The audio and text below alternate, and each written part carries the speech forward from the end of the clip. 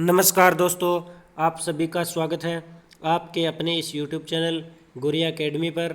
दोस्तों, आज हम जानेंगे भारतीय सामान्य ज्ञान के कुछ महत्वपूर्ण प्रश्नों के बारे में। दोस्तों, ये प्रश्न आपकी सभी प्रतियोगी परीक्षाओं के लिए सही साबित होने वाले हैं। हर एग्ज़ाम में ये क्वेश्चन पूछे जाते हैं, बार बार ये क्वेश्चन रिपीट होते हैं। तो दोस्तों, वीडियो को बिल्कुल भी स्किप मत करना, लास्ट तक इस वीडियो में बने रहना। अगर आपको ये वीडियो अच्छी लगे तो लाइक करना, कमेंट करना और ज़्यादा से ज़्यादा इस वीडियो को शेयर करना। तो चलिए, आपके लिए मैं 50 क्वेश्चन जो सामान्य ज्ञान के हैं लेकर आया हूँ। तो दोस्तों, चलिए स्टार्ट करते हैं। फर्स्ट क्वेश्चन है, किस संवैधानिक संशोधन के अंतर्गत सिक्किम को भारत का सह राज्य बनाया गया?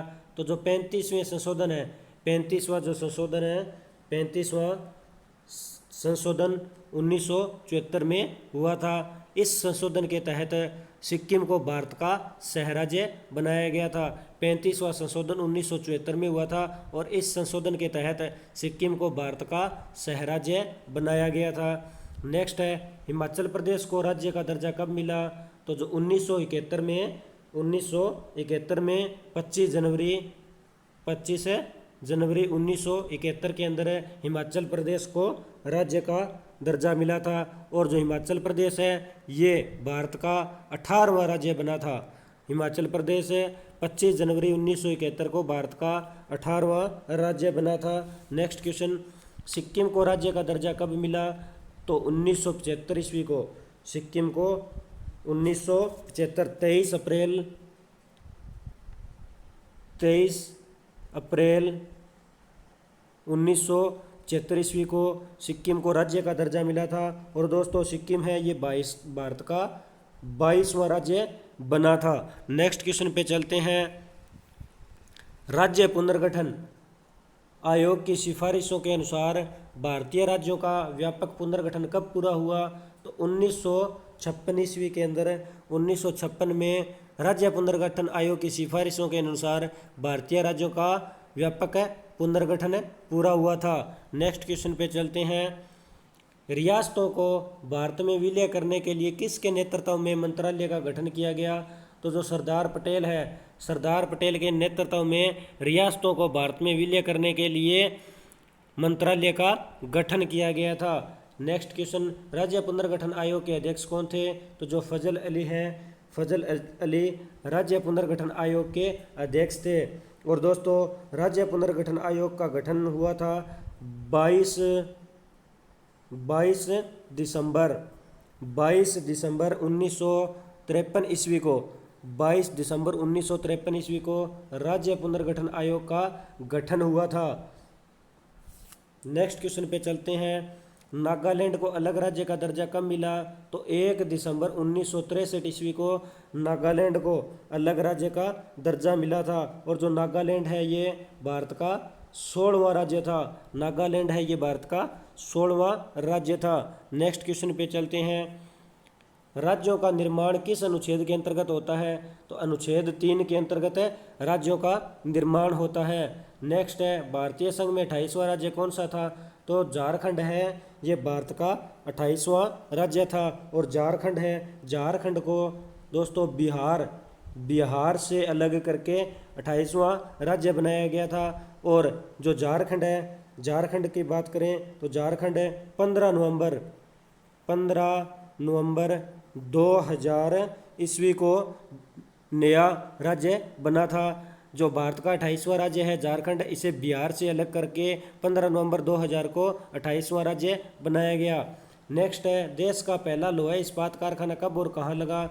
तो 1875 ईस्वी के अंदर कुल्टी, पश्चिम बंगाल में भारत का पहला लोहा इस्पात कारखाना लगा था। नेक्स्ट क्वेश्चन पे चलते हैं। भारत में पहला एल्यूमिनियम कारखाना कहाँ लगा? तो भारत के अंदर पहला एल्यूमिनियम कारखाना है ये 1937 ईस्वी में असनलोन, 1937 ईस्वी में असनलोन पश्चिम बंगाल के अंदर पड़ता है। ये असनलोन पश्चिम बंगाल में असनलोन नामक स्थित है, ये असनलोन नामक जो स्थान है यहाँ पे एल्यूमिनियम कारखाना लगा था। 1937 ईस्वी में एल्यूमिनियम कारखाना असनलोन पश्चिम बंगाल में लगा था। नेक्स्ट है एस सेल का पूरा नाम क्या है? तो दोस्तों सेल का जो पूरा नाम है ये है Steel Authority of India Limited. SAIL का पूरा नाम Steel Authority of India Limited. और दोस्तों जो सेल है, सेल की स्थापना की बात करें तो दोस्तों सेल की स्थापना हुई थी 24 जनवरी 1973 ईस्वी को जो है SAIL Steel Authority of India Limited की स्थापना हुई थी। और जो इसका मुख्यालय है, इसका मुख्यालय है दोस्तों नई दिल्ली में। तो ध्यान में रखना, स्टील सेल की स्थापना हुई थी 24 जनवरी 1973 ईस्वी को और जो इसका मुख्यालय है ये नई दिल्ली में है और सेल का पूरा नाम है Steel Authority of India limited. Next है सेल की स्थापना कब की गई? तो 1973 ईस्वी में सेल की स्थापना की गई थी। नेक्स्ट है ब्रिटेन के सहयोग से कौन सा कारखाना निर्मित हुआ? तो जो दुर्गापुर पश्चिम बंगाल है, दुर्गापुर कारखाना है, ये ब्रिटेन के सहयोग से निर्मित हुआ था। ब्रिटेन के सहयोग से दुर्गापुर कारखाना पश्चिम बंगाल में निर्मित हुआ। नेक्स्ट रूस के सहयोग से कौन सा कारखाना निर्मित हुआ? तो जो बोकारो कारखाना है, बोकारो कारखाना झारखंड में स्थित है, तो बोकारो कारखाना रूस के सहयोग से निर्मित हुआ था। नेक्स्ट है राउरकेला स्टील कारखाना किस देश के सहयोग से निर्मित हुआ? तो जो राउरकेला स्टील कारखाना है ये जर्मनी के सहयोग से निर्मित हुआ था। नेक्स्ट क्वेश्चन पे चलते हैं। रूस के सहयोग से दूसरा कौन सा कारखाना निर्मित है?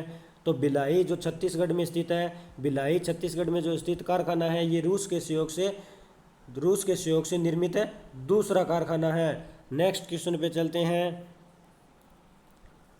निजी क्षेत्र में स्टील का कौन सा कारखाना निर्मित है? तो निजी क्षेत्र में जो स्टील का टिस्को कारखाना है, यानी Tata iron and steel company, Tata iron and steel company ये कारखाना निर्मित है। नेक्स्ट है टिस्को की स्थापना कब हुई? तो 1907 ईस्वी में टिस्को की स्थापना हुई थी। 1907 ईस्वी में टिस्को की स्थापना हुई थी। नेक्स्ट क्वेश्चन पे चलते हैं। लौह अयस्क सबसे अधिक किस राज्य में पाया जाता है? तो जो झारखंड राज्य है, झारखंड राज्य में लोहा है ये सर्वाधिक मात्रा में पाया जाता है। नेक्स्ट क्वेश्चन पे चलते हैं। झारखंड व उड़ीसा राज्यों में देश का कितने प्रतिशत लोहा प्राप्त किया जाता है? तो जो 75% लोहा है ये झारखंड व उड़ीसा राज्य में, भारत के कुल लोहा उत्पादन की दृष्टि से देखा जाए तो 75% लोहा ये झारखंड व उड़ीसा में प्राप्त किया जाता है। नेक्स्ट है किस राज्य से देश का कुल 51% अभ्रक निकाला जाता है? तो राजस्थान के अंदर देश का कुल 51% अभ्रक निकाला जाता है। नेक्स्ट है जवार नहीं है दोस्तों, ये जावर है। जावर खदान किस खनिज के लिए प्रसिद्ध है? तो जावर की खदान है ये जस्ता उत्पादन के लिए प्रसिद्ध है। नेक्स्ट क्वेश्चन पे चलते हैं। लिग्नाइट का सबसे अधिक भंडार किस राज्य में है? तो जो तमिलनाडु है, तमिलनाडु राज्य में लिग्नाइट का सबसे अधिक भंडार स्थित है। नेक्स्ट है भिलाई इस्पात संयंत्र किस पंचवर्षीय योजना में स्थापित किया गया? तो द्वितीय पंचवर्षीय योजना है। द्वितीय पंचवर्षीय योजना में भिलाई इस्पात संयंत्र है ये स्थापित किया गया था। नेक्स्ट क्वेश्चन पे चलते हैं। हिंदुस्तान स्टील लिमिटेड की स्थापना कब की गई? तो सन 1953 ईस्वी के अंदर हिंदुस्तान स्टील लिमिटेड की स्थापना की गई थी। नेक्स्ट क्वेश्चन है बर्नपुर में Indian iron and steel company की स्थापना कब की गई? तो 1918 ईस्वी में 1918 ईस्वी के अंदर बर्नपुर में Indian iron and steel company की स्थापना की गई थी।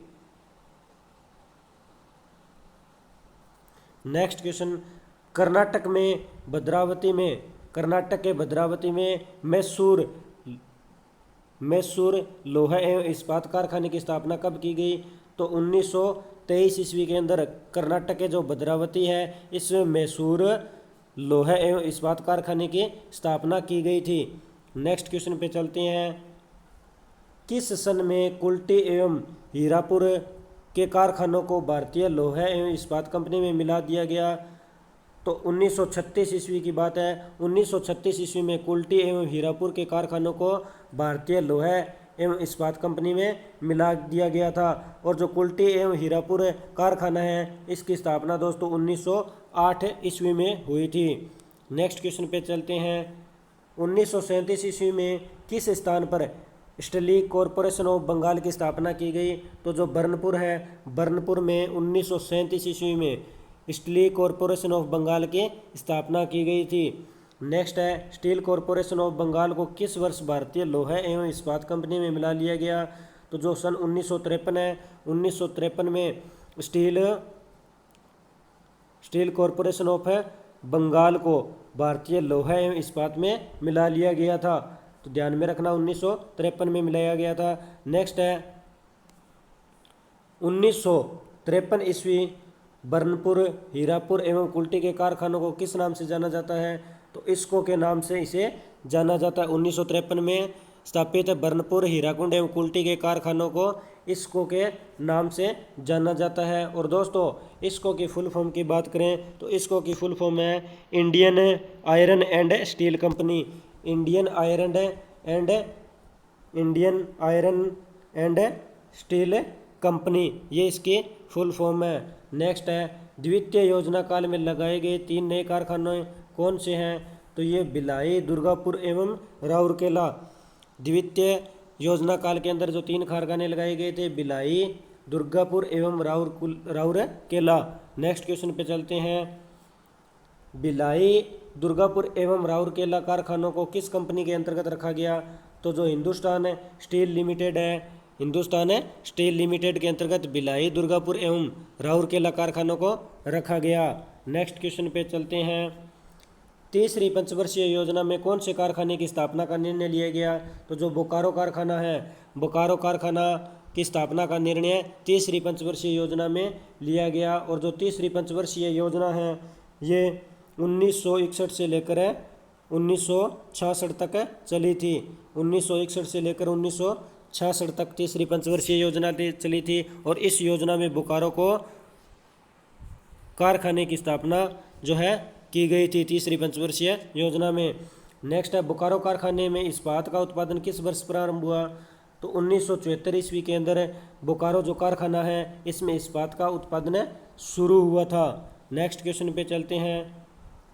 वर्तमान समय में दुर्गापुर, राउरकेला, बोकारो, भिलाई, सलेम के कारखाने किस कंपनी के अंतर्गत आते हैं?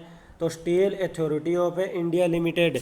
Steel Authority of India limited, इसके अंतर्गत दुर्गापुर, राउरकेला, बोकारो, भिलाई व सलेम के कारखाने आते हैं। नेक्स्ट है, दुर्गापुर, राउरकेला, बोकारो, भिलाई, सलेम के अलावा और किस जगह लोहा एवं इस्पात के कारखाने स्थापित किए गए?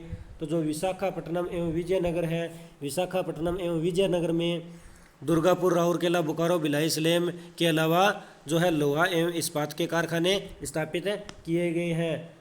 नेक्स्ट क्वेश्चन पे चलते हैं।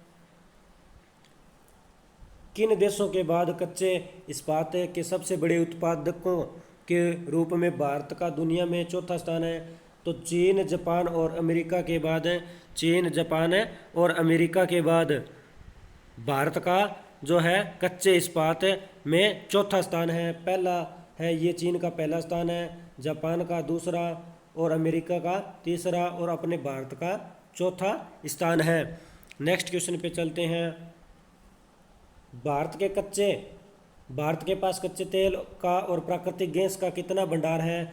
तो दोस्तों भारत के पास जो कच्चा तेल है, कच्चे तेल का 757 million metric ton, 757 million metric ton है ये कच्चे तेल का भंडार है। और 1241 billion cubic metre, 1241 billion cubic metre है ये प्राकृतिक गैस का भंडार है। नेक्स्ट है, पेट्रोलियम और प्राकृतिक गैस क्षेत्र जिसमें पेट्रोलियम उत्पादकों व गैस का परिवहन, रिफाइनिंग एवं मार्केटिंग शामिल है कि देश के सकल घरेलू उत्पाद यानी जीडीपी में कितनी हिस्सेदारी रखता है? तो जो 15% हिस्सेदारी है ये भारत इन सभी में रखता है। जो 15% हिस्सेदारी है ये भारत पेट्रोलियम और प्राकृतिक गैस के क्षेत्र में, पेट्रोलियम उत्पाद में, गैस के परिवहन में, रिफाइनिंग, मार्केटिंग आदि में ये भारत है ये 15% अपना हिस्सा रखता है।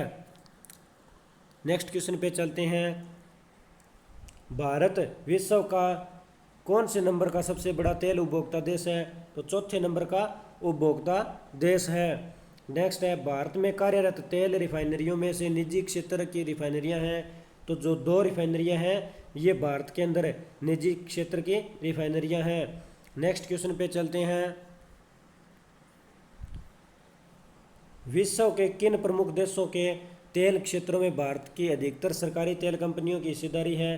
तो जो सूडान है, मिस्र है, Libya, Ivory Coast, Vietnam, Myanmar, रूस, इराक, कतर व ऑस्ट्रेलिया, इन सभी के अंदर है भारत के अधिकतर है सरकारी तेल कंपनियों की हिस्सेदारी है।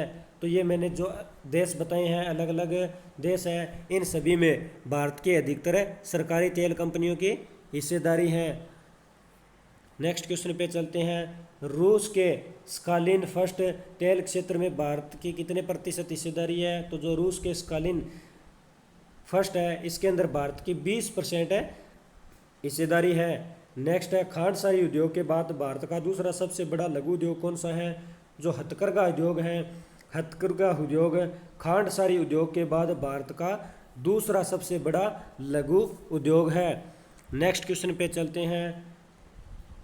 रोजगार क्षमता में हथकरघा उद्योग का स्थान देश में कौन सा है? तो दूसरा स्थान है। रोजगार क्षमता में हथकरघा उद्योग का स्थान है देश में दूसरा है। पहला है वो कृषि का स्थान है, पहला स्थान कृषि का है और दूसरा है ये हथकरघा उद्योग का है। नेक्स्ट है, देश में सूती वस्त्र का पहला कारखाना फोर्ट ग्लोस्टर कोलकाता में कब लगाया गया? तो 1818 ईस्वी का 1818 ईस्वी में जो देश का सूती वस्त्र का पहला कारखाना है फोर्ट ग्लोस्टर कोलकाता में लगाया गया था। तो ध्यान में रखना 1818 ईस्वी में ये कारखाना लगाया गया था। नेक्स्ट है, मुंबई में कावसजी डाबर द्वारा सूती वस्त्र का कारखाना कब लगाया गया? तो 1854 ईस्वी में 1854 ईस्वी के अंदर मुंबई में कावसजी डाबर द्वारा सूती वस्त्र का कारखाना लगाया गया था। तो दोस्तों आज हमने भारतीय सामान्य ज्ञान के कुछ महत्वपूर्ण प्रश्नों के बारे में जाना। अगर आपको ये वीडियो अच्छी लगे तो लाइक करना, कमेंट करना और दोस्तों आप अपने इस चैनल गुरिया एकेडमी को सब्सक्राइब करना, बेल आइकन को प्रेस करना ताकि नोटिफिकेशन समय समय पर मिलता रहे। धन्यवाद दोस्तों। जय हिंद, जय भारत।